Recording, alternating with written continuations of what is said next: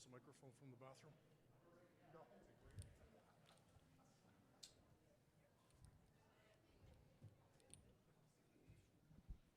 Good morning. Lovely to see all these excited faces, wanting to know what this is all about. Just wait till my colleague comes back and we'll get going.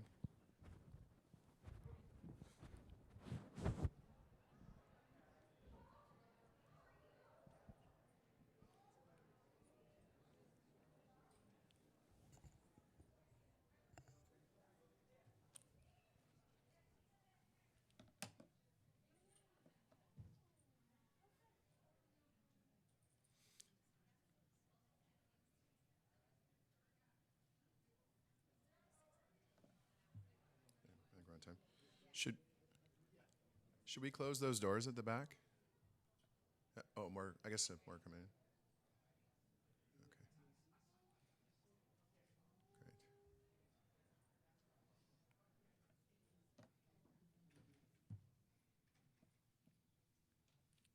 Great. Great. Oh, good morning. Oh, come on in.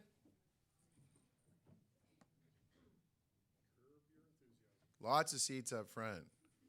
Okay? It's just like school. Everyone's at the back. I love it. All right. We've only got a short amount of time and a lot of material to cover, so we'll get cracking on this. So just a quick question before we do a quick intro of the session. Everybody recognize this name? Does everybody, first of all, from a pop culture standpoint, does everyone recognize that? Yeah? Okay. So a mentor of mine, I give sessions over my career, and you know, he often said, Arlo, no one's going to go to that. And I'm like, why? You got to have a catchy title. And I'm like, okay. And so sure enough, and he did this all through his career. And I'm just curious, and you don't have to answer, but if it was an effective tool to when you're reading through the sessions as to why you would attend. Yeah, you're shaking your head. Yeah, that's good. That's good. Yeah, because I mean, it does have some connectivity to this, which Frank will tell you some of his grittier tales from around the globe. But really, it was more as a tool to enhance audience interest. So I'm glad it worked. So thanks very much for joining. It's our absolute pleasure. Myself, Arlo Hugesson from Zurich, and Frank Harrison from World Travel Protection, invited to present to you guys today. Duty of care, it's essentially what it sounds like. Duty of care and the obligations that legislation, both provincially and federally, are imposing on employers, and all of the businesses that you work with would be susceptible or would be required to comply with this. And so what we'll do is we'll give you a background on that and a bit of a nexus to how that relates to business travel accident, business travel risk management, etc. So you'll be able to walk out of here and hopefully go back to your respective organizations with a good understanding of why you do what you do and why mitigating risk and protecting your employees, and which is your greatest asset for all of your companies, is important. So let's jump right in. I'm going to start my stopwatch because I know the time is very short to do this. Okay. Do you guys need to do anything with this, or this is already embedded? No? I don't think so. Okay. These are all added in, I think, by... All right. So I've introduced myself, and I've introduced Frank. Do you want to say anything, Frank? Or Just, it's not a homage to my past professional background, but when Arlo posed the title, I cringed a little bit, and then I laughed. My general manager laughed, and we said, let's go for it. What you'll discover is I'm very agnostic when I speak publicly about the space that we occupy and our peer group.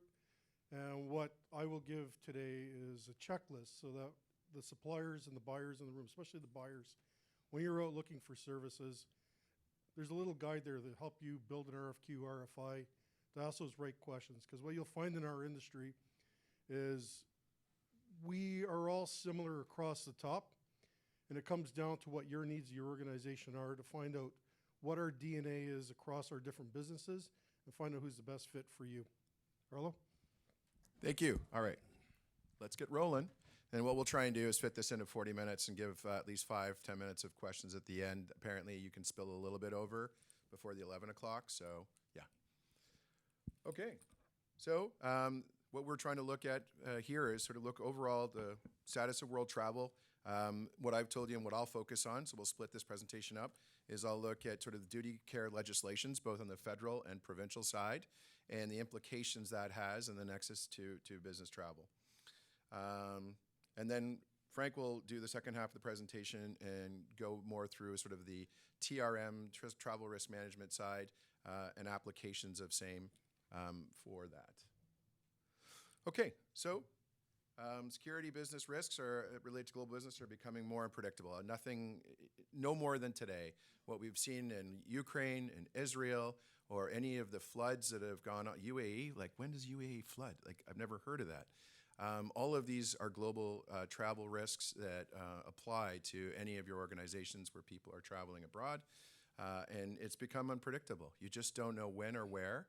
And if it's not something that you're managing closely through both risk management and mitigation, it's something that has to be looked at. And of course, the legislators would tell you it's a duty, and we'll come back to that.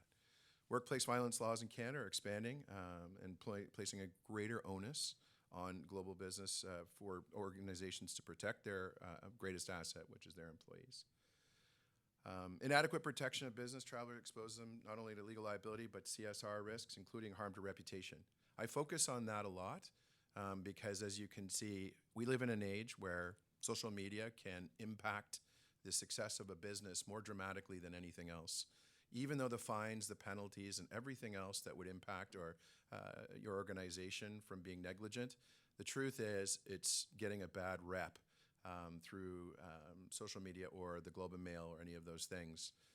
No greater than what you've seen recently with Boeing. I mean, Boeing has been beaten up because of issues they've had.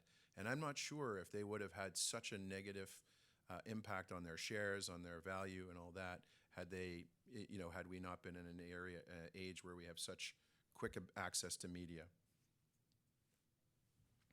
So business travel today, a risky proposition. I guess we all know that, and that's sort of largely when both on the planning side, if you're work for a company that plans this kind of thing, or whether you're somebody who provides services to help enable or protect it.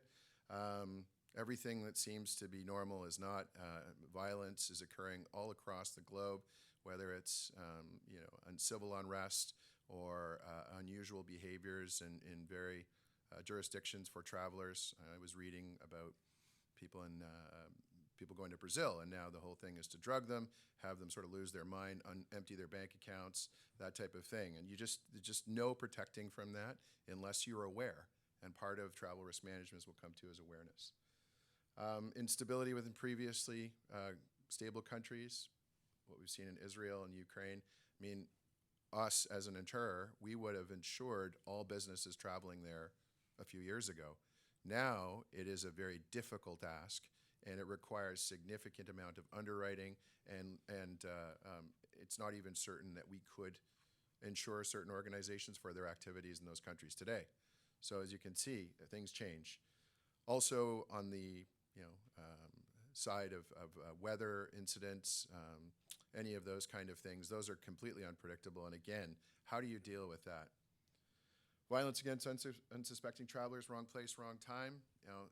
Even in safe jurisdictions, people are going places now, like the Mexican situation with cartel killing a few people, thinking they were enemies, and they just turned out to be regular travelers. You just don't know, and so information, preparation, all that type of thing that will fall in Frank's chat will help you and your organizations be conform to the duty of care. And all businesses today pretty much are traveling, and some of them more invasively, particularly in search of whether it's natural resources, assets, that type of thing, or technology, or even cannabis. In fact, that's a big buyer for us within the business travel space. This is just a global map and just give you an idea of some of sort of the things that you can look at through a risk mitigation portal. It will show you sort of up to minute changes and we'll let you know, and this sort of one of these tools that you can look at for mitigating travel. Again, we'll get into a bit more detail on that later. So duty of care, the key elements to duty of care: risk to personnel. So these are the things that you would like to focus on, and all organizations should focus on as it relates to the legislation that the governments have put in place. Reputational risk, and I keep harping on that. I think it's the worst one. I think it's the one where if your organization is not paying a particular attention to the legislations or the risk management side of this business, it can get you into hot water in the news, and that's probably more impactful than the fines. ESG, environmental, social, and governance risks. Obviously, that's the big buzzword. I look at that aspect more from the evaluation of organizations, whether you're ESG compliant or any of these other things. It's a matter of, are you doing everything that is socially responsible for your organization? And if you do, you're going to be treated better by the rating agencies. You may even get some better investment or credit, all that type of stuff. So it's a relevant factor when you're looking at the travel risk management side. Risk to data and information equipment happens all the time. Equipment seizure, Frank sees more of it than I do, but you'll go to a border and all of a sudden your laptop is no longer yours, and if it's not thoroughly protected, obviously there's a risk there as well. Legal risk, which we'll talk about, financial risk, that's fairly evident, and then risk to productivity and trip effectiveness. That's the worst one. If any of your colleagues, customers, employees are traveling and they're stuck in a hotel for a week doing nothing, that's a huge expense to the organization. So again, all these things are elements that are manageable, and we'll come back to that. So on the federal side, there is the Westray bill. So that's Bill C-45, and that came into play back in the early 2000s. It was in relation to a mining disaster where a number of people were killed, and it was deemed by the federal government that inappropriate duty of care against violence or injury to employees was taken, and that it had to be changed, and there had to be some kind of punitive legislation to make employers understand that it's important to protect their greatest asset, which is their employees. And by doing so, they created this, and I'll just sort of quickly read it. Everyone who undertakes or has authority to direct how another person does work or performs a task is under a legal duty of care to take responsible steps to prevent bodily harm to that person or any other person arising from that work or task. Now, I tell you that in context, and there's a direct application from physical harm, but when it says who undertakes authority to direct another person, so when you're saying, hey, you know what, why don't you go to Bogota and go and meet with these customers, that's the same kind of direction and has the same application to this kind of bill. And really what they're trying to aim at is gross negligence. Did you send someone somewhere where it was completely inappropriate for them to travel, where they're unaware and they've gotten themselves into a position where they've either been injured, harmed, or most worse, killed? And the reaction of the government for any of these things is to apply penalties. So I've given some limits down here, 25 to 100,000. Truth is, if you go onto this website, you will see penalties now in the millions, because the government just says, look, the punishment has to fit the crime. And so when organizations are subjecting their folks to to situations that are dangerous, and it's complete negligence on behalf of them, then they're going to get penalized. It's a fairly high bar, but there's plenty of examples if you go on the website. On the provincial side, the provinces then caught up quite quickly, and I don't know how many of you are impacted by the Occupational Health and Safety Acts of the various provinces, but we'll focus on Bill 168 today, which is the Ontario legislation, and essentially it's the same sort of thing. It's mirroring or echoing Bill C-45, but on a provincial level, where there is also fines and penalties for employers who don't meet the duty of care obligations to protect their folks while working. And when I mean working, it could mean travel as well. Bill 168, so there's the key provisions, are essentially every employer, every company, anybody who has responsibility for employers or employees or anybody traveling abroad in this circumstance has an obligation to assess the risks. And then, of course, most of you who work for large companies, or any company really, should develop a workplace violence and safety plan. I know for me, I have to take an online course every year, and I have to click that I've understood it. So I am obligated to, they've ensured that everyone in the organization is aware. Implement the workplace violence plan. So obviously, it's a great thing to write it all down in a book. Quite frankly, I've never seen our plan, but I have to go through this training every year. So it's somewhat logical that I understand what the risks are. And then train staff in violence and prevention and response. So all of this sort of ties into putting together a risk management plan and making sure that it's implemented and understood by everyone in your organization. And if you do that, then you've met the rigor of the bill. On the duty of care legislation, business and travel connection, definition of workplace. So you're kind of wondering, well, what's he talking about? You know, that's a mine collapsing. We deal in travel. Well, you do, but the pundits have basically said no geographical boundaries. Is a worker being direct and paid to be near there? If it is, it's a workplace. So if anybody is being directed to travel on behalf of an organization, they're at work. And there were a lot of landmark cases 10 or 15 years ago where companies like, well, they're in Europe. It's different laws, and that's not my problem. It is your problem. And you're going to have to conform to the obligations of this province and the bill of the province that you're within, in this case, 168. So positioning employers in Canada who send workers outside the country should look very closely at these bills and make sure that they have conformed with them and doing the due diligence, because in a court of law, that's the biggest thing. Have you done everything you possibly could to mitigate or manage the risk? And if you have, then you've met a duty of care. Some of the expert opinions. So these opinions are a bit old because this is when the legislations all came out, but they are relevant today. Somebody from one of the major underwriting magazines said amendments to workplace legislation Canada require companies to protect their employees from workplace violence, whether in Canada or abroad. And that's paying homage to those various provincial legislations that you saw. And then the Minister of Labour back in the day said, we will lay a charge in the event an Ontario worker is injured, killed abroad in a violent incident, where it can be shown that steps under the bill were not followed. What's that telling you is you need to be aware of it. If your organizations are not, both on a provincial and federal standpoint, they should be, because it will help you as part of your overall management of a travel portfolio. What are the penalties? So on the legislative side, for in 168.25 for individuals, $500,000 for organizations. Sometimes these aren't enough, but certainly they act as a deterrent. And if you are having this chat internally with your various organizations, go, hey, we do a decent job, but we do have some latent risk or modest exposure. We don't want to be put in a position where the regulators will come after us.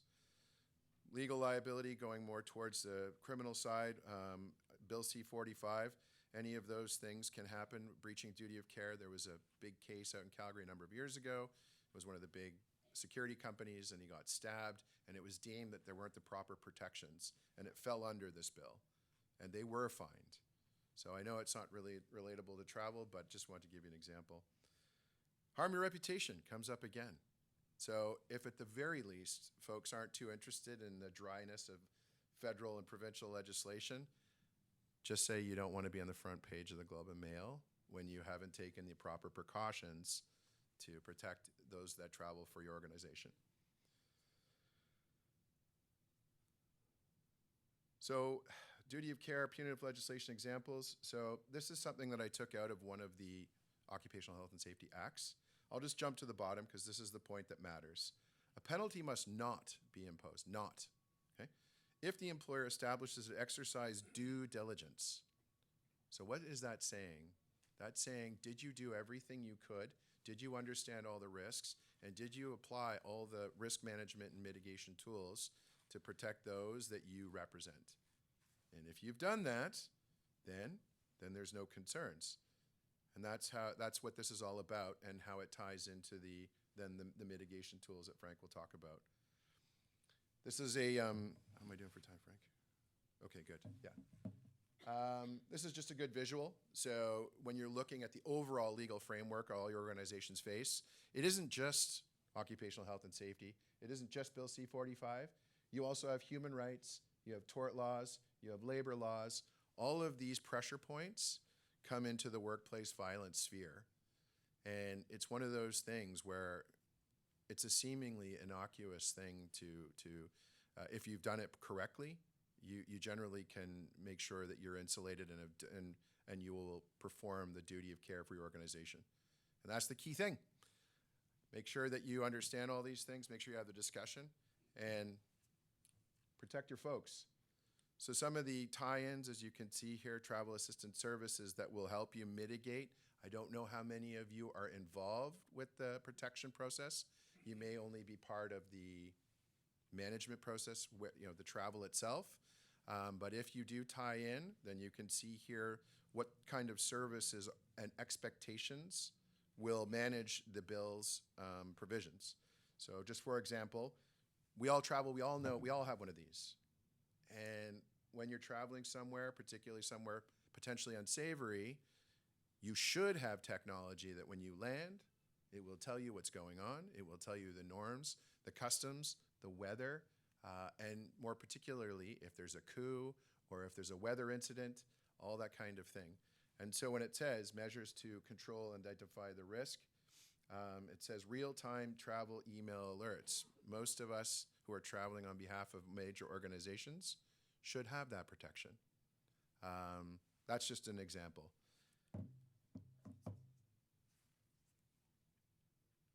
So to conclude my section, global travel getting a lot riskier. We all know that. And the whole concept of tying it back to punitive legislation is a good talking point for you and your organizations. And then what Frank will talk to you about is then how you can address managing that. Workplace violent legislation expanding across Canada, it's getting more and more expensive. A lot of organizations who don't take it seriously have been fined seriously. I encourage you to go look at those sites because you will see it's not just something that doesn't happen, it does happen. And you don't want to have it tie into the travel risk that you all manage.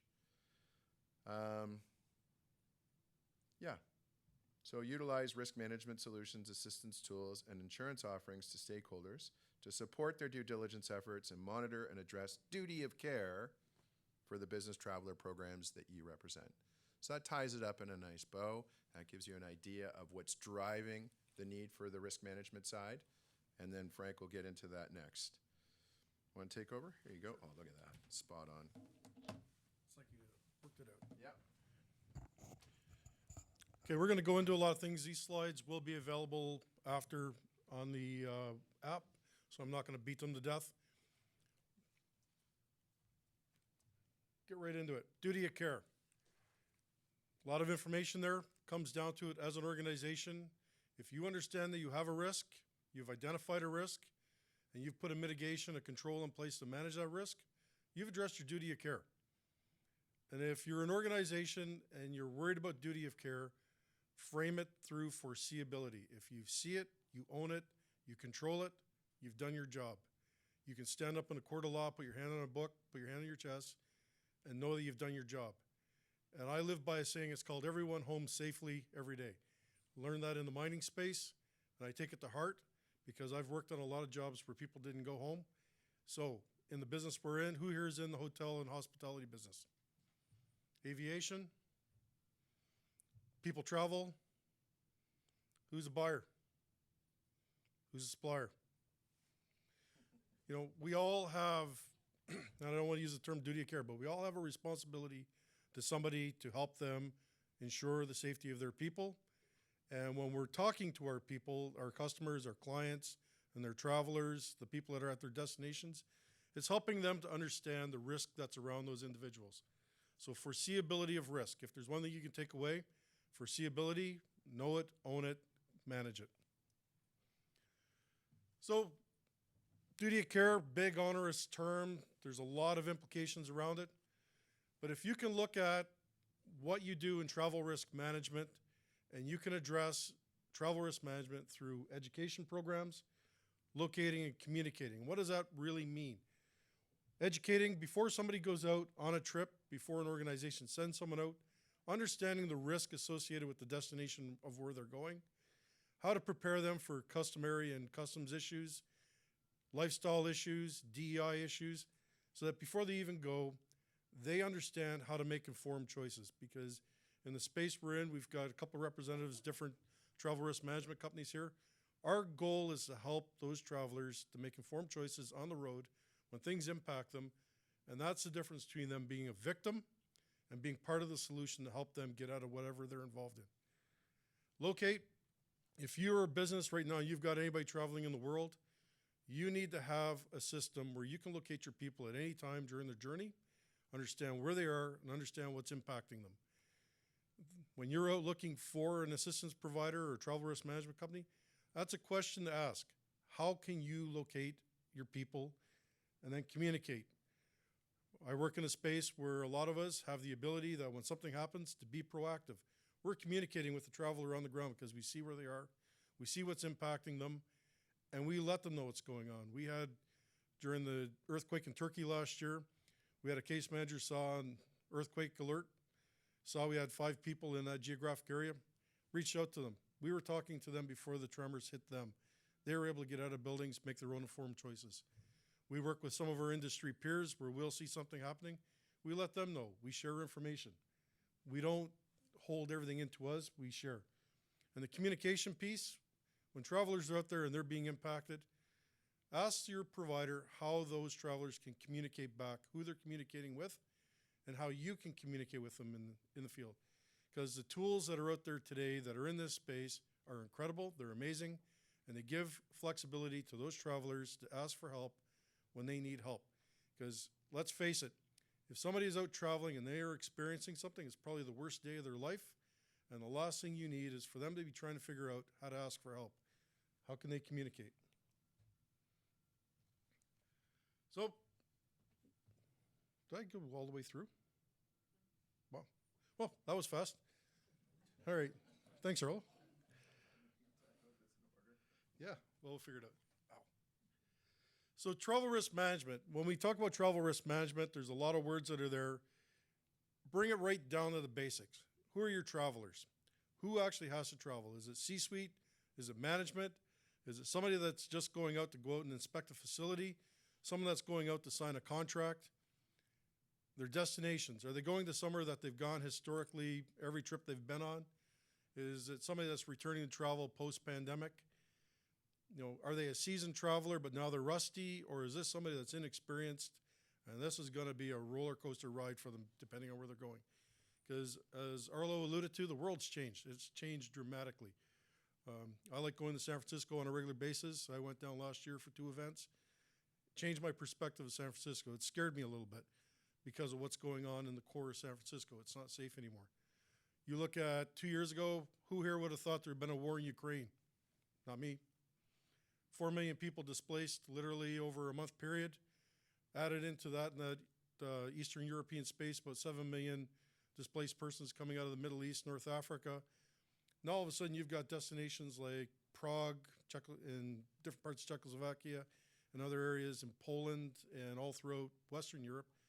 You get off a plane into something that you thought was the norm before, you're in for a shock. The world's changed. So how do you get ready for that? Those destinations, you need to understand where you're going, what the risks are, because I was in Mexico 2 weeks ago. Very obvious that the risk situation where we were has changed. Not only did we have federales, but now we have military that are walking the streets in that location. They've got a new Garda Nacional that's visible. There are offshore fast patrol boats or helicopters in the sky. This is a tourist destination. It looked like some of the places I used to work in about 10, 15 years ago. And the activities. When an organization is sending someone out, understand what the business activity is you're sending them out to do. Is it culturally appropriate to the location they're going to? Will it impact on customary practices? Could it technically be illegal? Understand what you're doing, because we're in this new re-engineering of all our societies and our industries, and we've got this demand to push people out further to find those new critical minerals. And then we're in an industry where we're supporting those businesses. People are going out into environments that pre-pandemic would have been black zones for a lot of us, or red zones. Now, as a matter of practice, we don't say no, we find a way to get them out there. But are we making sure that the activities they're doing are safe, and can we put safety around them? So here's the cheat sheet. When you're out looking for a new provider or you're talking to your existing provider, ask them, who's your medical team? Point blank, ask them who their medical team is. Their security team. What kind of global network do they have? What assets do they own? What assets can they access? And how can they employ those tools for you? How do they get credible intelligence? I'll use Afghanistan during the drawdown. There was a provider that was tied into one of our networks that we were supporting and with one of our customers. And we were getting intelligence reports from them on a daily basis because we had a number of folks in Kabul that we were trying to get out. Into it about 3 days, I thought something doesn't seem right here because I was tied in with a network with 7 other providers, and I thought something doesn't sound right. So I started asking for updates every 3 hours. A friend of mine who worked with Triple Canopy, now Constellus, he sent me a picture of him on the back of a Hercules with a selfie picture with all the guys, and that provider that was giving us intelligence was standing behind him. Right away, their credibility is shot, and to this day, their credibility with me is shot.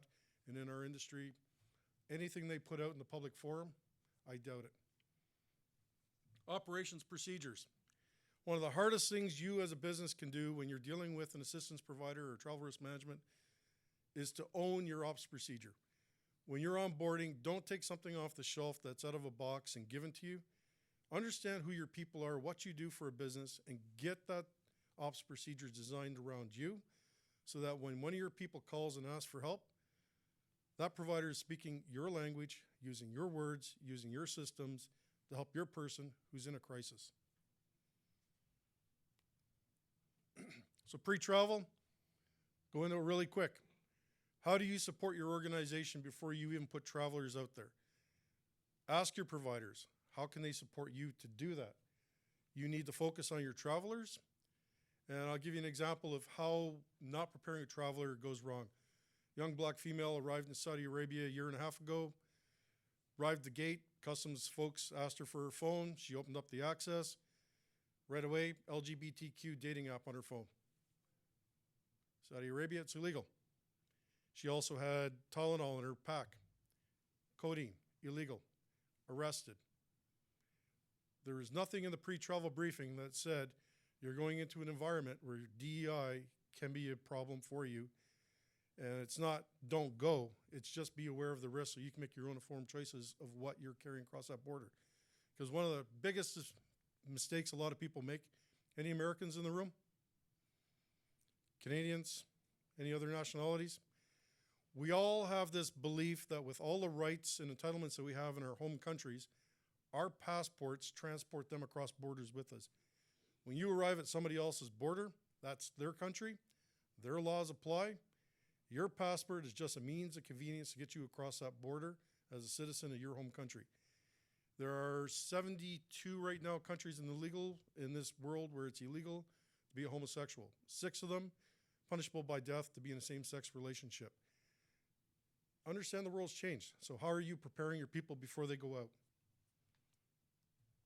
During travel, ask your provider, how are they communicating with your people? What kind of tools are they using to let your people know what's going on in the world around them?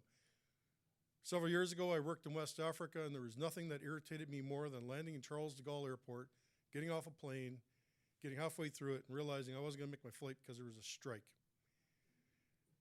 If you don't have a tool and a provider that can tell you there's a strike before your people even land and already starting to make flight changes for you, maybe they're not fit for purpose. I spent a lot of time in Paris that I didn't really want to spend because of strikes in that airport. And as an organization, that comes back to the foreseeability of risk. How are you supporting your people while they're out there doing your business? Support medical. We can talk about wellness, we can talk about health. Down there today, we're talking about mental wellness and the impacts on travelers. Ask your provider, what are they providing for telehealth? Can somebody who's sitting somewhere in a hotel in a very strange place that's overwhelming to them pick up a phone and call and talk about what's impacting them and talk to a professional that can help them work through the situation so that they may not want to continue with their trip, but they're safe.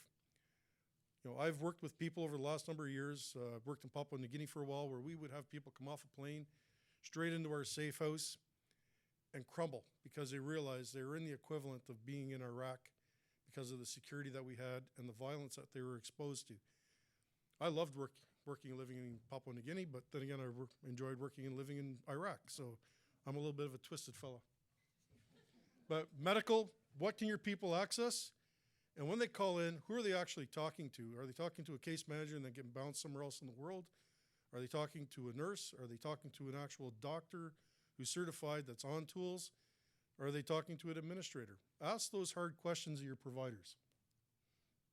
Security. I'm in the security space, and I normally don't really talk about security. Do I talk about security much? Nope. I talk about lots of cool things, but I don't jump out on the stage and say, I'm the security guy. But when you're talking to your provider, find out who their security people are. I worked for a very large blue ribbon organization that there was about 7 of us who were the high end, I call this the dog and ponies. We were the ones that went in and worked with our customers and clients. We were the embeds. The vast majority of our security people were analysts. They were graduate level students who had come into the business, who did analytics. They were the analysts, they crunched stuff, and they were the ones that were called security people. Fresh out of a university who had never actually gone anywhere in the world. Now, I've worked with organizations where they've promoted people and trained people to be security people within their organizations. Those are folks I like to work with because they don't bring bad habits to the table and they're willing to learn. But if you're dealing with someone who's being presented as a security manager, question their credentials and challenge that organization to provide someone to you who can be there when you have a crisis and things go really wrong. Because when they go wrong, that is not the time to have a debate about what a graduate degree is. And I have a graduate degree, and I'm always debating it. So in a crisis, we had an occurrence last year where we had somebody who was presumed to be a customer of ours. We started supporting them, then it was learned they weren't. They went back to their actual provider. And then things kind of went off the rails. They came back to us. We were able to execute an evacuation. But hard reality is, in a crisis, you're dealing with people that are being impacted at that moment, and they need somebody on the other end of the phone who's going to listen to them, listen to their story, get down to what's really going on, and then bring the experts into that call. Challenge your providers and ask them how they actually do that first line of triage. If they treat the triage as a policy with a policy number, and that's the first question instead of, are you safe? You may have a problem there. And as an organization, what do you want for your people? Do you want your people, when they call into someone, to be immediately supported, triaged, and given experts? Or are you worried about the insurance component and worrying about that policy up front? Because then if you're worried about a policy up front, you may have an issue with your organization on how you're dealing with foreseeability or risk. So, like the Boy Scouts, be prepared, travel with confidence, risk aware, adapt, and leverage support. In my business, I'm a traveler. I'm constantly on the road. And before I travel, I reach out to my general manager. I go through what my travel itinerary is. I get that endorsement from my boss so that if I go out and something happens to me, I know I'm supported. But in the same breath, if I go out and something happens to me and I haven't ticked all the boxes, I can't stand on this stage and tell you what to go look for when you're looking for a provider. So ultimately, my name is Frank Harrison. I'm a travel risk management expert. I love what I do. I love to travel, and I love to support people that travel. And I work in an industry with other experts across our peer groups that I enjoy working with, and we have a lot of fun in what we're doing. But when it comes down to getting the job done, ask your providers how they get the job done. Thank you.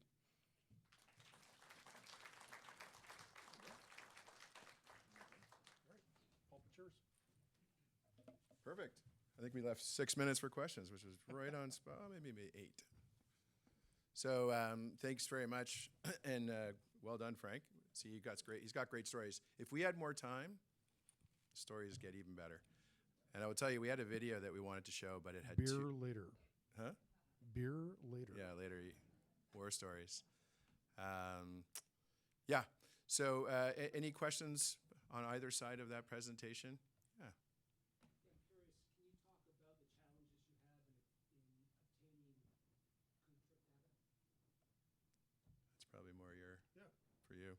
So when you're talking about good trip data, are you talking about the post-travel, how to do the audit, or are you talking about all the way through? Yep. So what we do in our business, and I suspect our industry peers, we all strive to do the same thing, where we work with our clients to understand who their TMCs are, and then getting their TMCs plugged into our portal, so that information is coming into our portal, automated process, and everything just starts falling into place. The education and awareness pieces go back out. The alerts go out into the business, who's going where and what their travelers are. If there's a requirement for an approval or an endorsement at a travel level or a senior level, that's all built into that process. Now, let's be real. Most organizations right now, depending on which gen letter you're dealing with, you've got a lot of freebies out there. People are just booking their own travel, doing their own thing, heading off to destinations.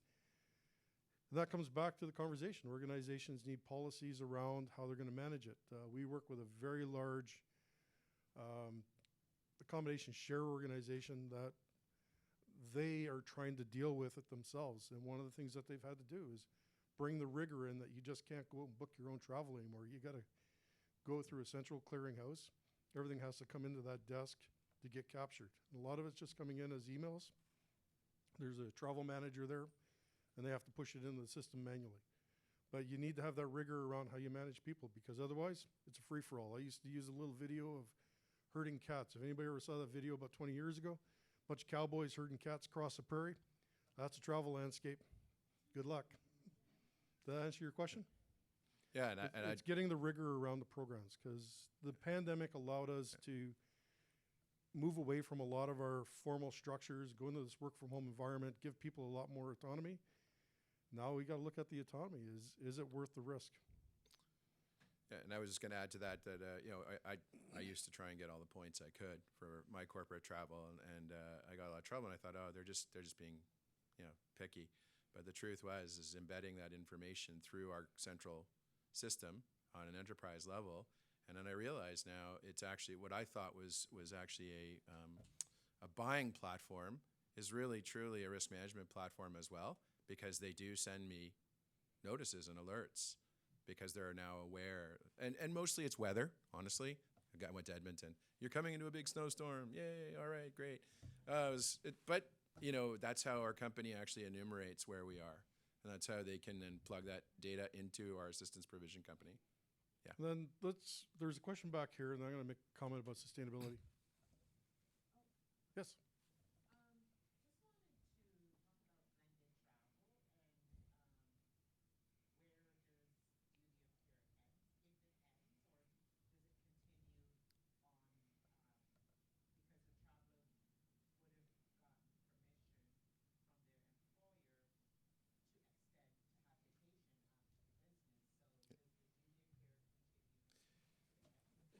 Yeah, I can certainly, it does. And if you are dealing, so on the reactive side, I'll talk from the insurance standpoint, that's called sojourn coverage. And generally speaking, as a business traveler, that is tolerated to a certain extent. And most insurers will allow somewhere between 7 and 14 days for this. It isn't really a license to go away for a couple of months, but it will protect the business traveler on the front and back end to a certain degree. If it needs to be specific, or if it's in a war risk country, or if it's something unique, you would then work with your risk manager or your insurer to make sure that your sojourn coverage is picking up that ancillary personal travel. Does that answer the question? And I'll throw a curveball at it. Sorry.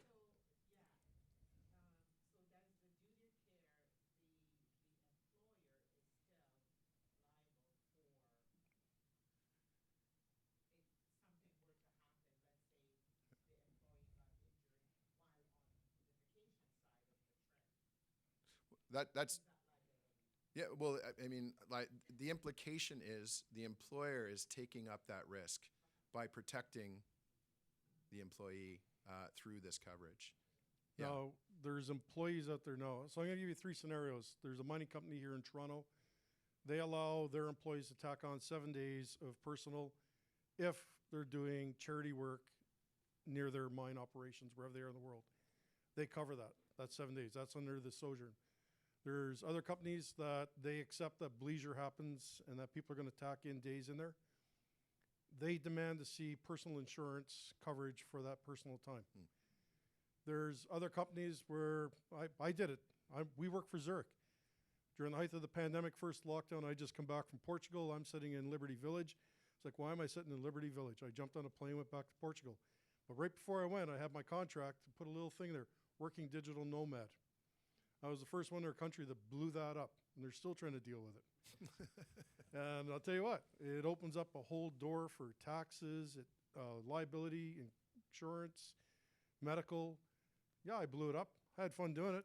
Lived in Portugal for a couple months until the restrictions lifted and came home. But the reality is, as an organization, if you're going to accept any form of bleisure, leisure, nomads, you need to sit down as an organization and do the risk assessment, find out what it is you're willing to accept, not accept. Tell your employees what's going to happen, but talk to the legal counsel before you do that, so you have that legal privilege when you go out and you upset your entire workforce, because now all of a sudden it's like, well, I can't tuck in a couple of days going to Florida. But if you can, here's how you can do it. Sorry, I was just kind of, I think that was a great question. Us, when I came to Toronto early to hang out with friends in Oakville, and then I came down downtown yesterday. So my employer knows that I took a flight earlier, but didn't know where I was staying because I can't book my personal travel in Concur.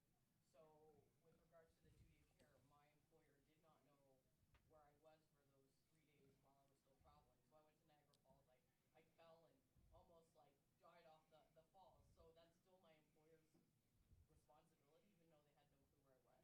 They may argue against that. You could be traveler zero in the next case study. Yeah, I'd be dead. It wouldn't really matter. But And that's, we all do it. We all take advantage of it. We all kind of accept it, and we do it.